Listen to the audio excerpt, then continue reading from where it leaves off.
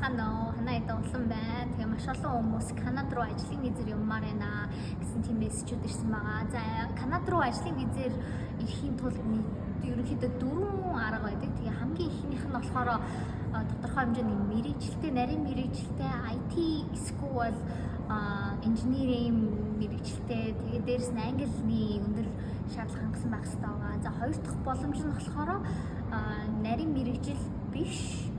Гэхдээ одоо тэр Канад компаниасаа урилга аваад тэгээд явж болно. Тэгээ гурав дахь боломж нь болохоор сургуульд сураад төгснөхийн дараа ажлын виз аваад оршин суух авах боломжтой. Тэгээд дөрөв дахь боломж нь болохоор бизнесийн визээр бас ирэх боломжтой.